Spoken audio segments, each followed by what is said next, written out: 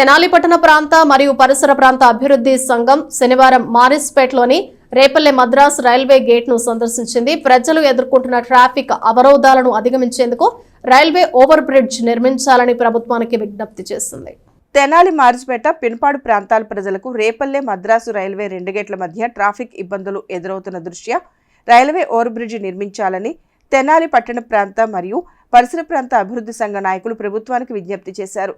ఆ ప్రాంతాన్ని పరిశీలించిన వారు 12 సంవత్సరాల క్రితం నాదెండ్ల మనోహర్ ఎమ్మెల్యేగా ఉన్న సమయంలో ఓవర్ బ్రిడ్జ్ నిర్మాణంకు బీజం పడిందని, పూర్తి అనుమతులు వచ్చిన తర్వాత ఎందుకు ఆగిపోయిందని వారన్నారు.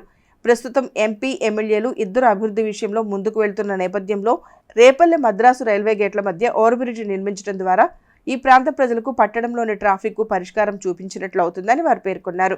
ఈ కార్యక్రమంలో Darsi Sivakoteswararao, Ravuru Sivasankararao, Abdul Arif, Vaka Perireddy, Abraham Lincoln, Rajesh, K Babu Prasad, V Satish, రమేష్లు పాల్గొన్నారు.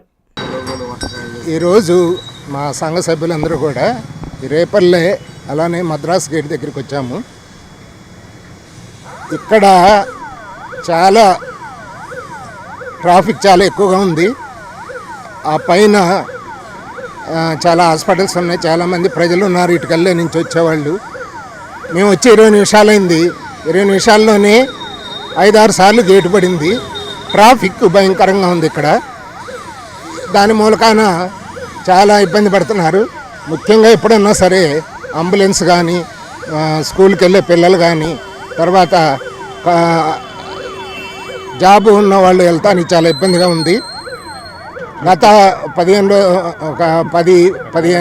సంవత్సరాల క్రితమే ఇక్కడ శాంక్షన్ అయింది, ఓవర్ బ్రిడ్జ్ శాంక్షన్ అయింది మనోహర్ గారి టైంలోనే. కానీ తర్వాత అది చాలా సర్వేలు జరిగినాయి, ఆగిపోయింది. ఇప్పుడన్నా సరే ఈ బ్రిడ్జ్ వేయాల్సిందిగా కోరుతున్నాం. ముఖ్యంగా పెమ్మసాని చంద్రశేఖర్ గారు మినిస్టర్ గారు అయ్యారు కాబట్టి గుంటూరులో ఇలాంటి బ్రిడ్జిలు వేయడానికి ఆయన ఆల్రెడీ చొరవ తీశారు. తెనాల్లో కూడా ఇక్కడ చొరవ చూపి ఈ బ్రిడ్జ్ వేయించాల్సిందిగా కోరుతున్నాం.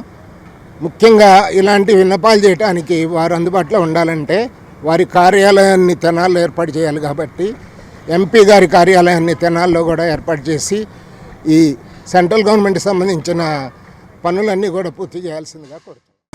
ఆ ట్రాక్ రావటం వలన మరింతగా ఎక్కువ టైము గేట్లు వేస్తారు, ఎక్కువ టైం ట్రాఫిక్ అక్యుములేట్ అవడానికి కూడా అవకాశం ఉంది.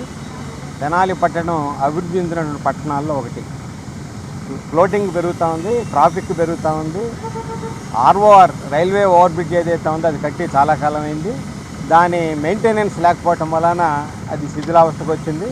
సహజంగానే ప్రభుత్వం ఈ పరిస్థితిని దృష్టిలో పెట్టుకుని ముందు చూపుతోటి ప్రత్యామ్నాయంగా స్థలాన్ని ఎన్నిక చేసుకోవటం, ప్రత్యామ్నాయంగా బ్రిడ్జిలు కట్టడం ఎన్ని చేయాలా.